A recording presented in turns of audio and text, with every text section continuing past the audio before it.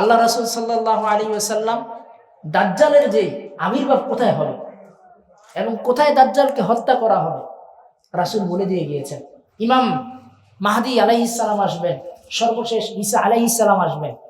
ঈসা আলাইহিস সালাম এসে কোথায় দাজ্জালকে হত্যা করবেন, ঈসা আলাইহিস সালাম কোথায় আবির্ভাব হবেন, এই আকীদা আমাদের আছে না নাই? আল্লাহ রাসূল বলেছেন শামের একটা মূল শহর রাজধানী দামাশকের পূর্ব অঞ্চলে একটি উঁচু মিনারের উপরে ঈসা আলাইহিস সালাম আবির্ভাব হবেন। এসে এই দামাশকের লুদ নামক এলাকায় আল্লাহ রাসূল সাল্লাল্লাহু আলাইহি সাল্লাম বলে দিয়ে গেছেন ঈসা আলাইহিস সালাম দাজ্জালকে হত্যা করবেন। এই দাজ্জালের আলামত বলে দিয়ে গিয়েছেন, দাজ্জাল যখন আসবে তার কপালের মধ্যে কাফ আলিফ ফা র কাফের লেখা থাকবে।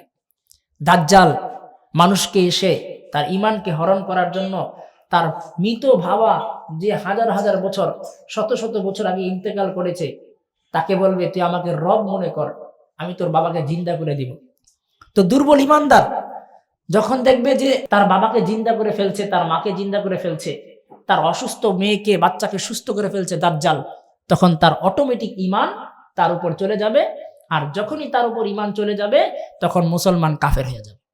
দাজ্জাল দেখাবে দেখ জান্নাত আমার হাতে, ডান হাতে জান্নাত দেখাবে, আসলে জান্নাতের ভিতরে বলে ফিহিন নার, তার মধ্যে জাহান্নাম।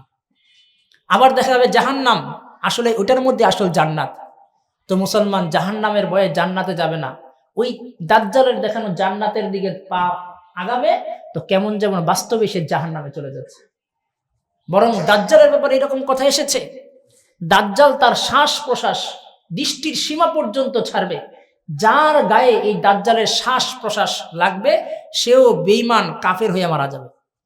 ঈমানদার সে মজবুত যদি থাকে, সে যদি তার ইতিহাসকে জানে, ঈমানদার যদি তার রাসূলের বাতানো সেই বর্ণনা সেই ভবিষ্যৎবাণী সে জানে, তখন সে যখন আগের থেকে জেনে ফেললো যে না দাজ্জাল তো এইভাবে আসবে, শাম সিরিয়ার নামক এমন একটা দেশ আছে, আল্লাহর রাসূল এই ভবিষ্যৎবাণী দিয়ে গিয়েছে, আমাকে এই আকীদা পোষণ করতে হবে।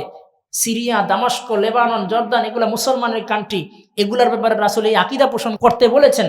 তাহলে মুসলমান বাংলাদেশের হইলেও কি তার ঈমানকে হারাবে? হারাবে না। কেন? সে জানে রাসূল বলে গিয়েছে।